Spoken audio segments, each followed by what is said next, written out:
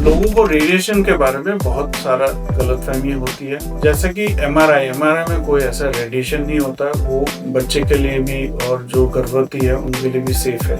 X ray में हाँ थोड़ा रेडिएशन होता है, तो ज्यादा एक्सरे करना ठीक नहीं है, लेकिन सबसे ज्यादा रेडिएशन होता है आपका सीटी स्कैन, और उससे भी ज्यादा रेडिएशन होता है आपका पेट सीटी स्कैन में। तो पेट सीटी स्कैन में इतना ज्यादा रेडिएशन होता है, उसको सिर्फ कोई स्पेशल कार्रवाई में ही यूज किया जा सकता है, और अल्ट्रासाउंड से भी कोई ऐसा हार्मफुल रेडिएशन नहीं निकलता जिससे आपको कोई बच्चा या गर्भवती या किसी आदमी को हार्म पहुंच सकता है। तो बेसिकली रेडिएशन आपको याद रखना है अल्ट्रासाउंड और एमआरआई में नहीं है, एक्सरे में कुछ हद तक है, सीटी स्कैन में काफी है, और उससे ज्यादा है पेट सीटी स्कैन में। Thank you.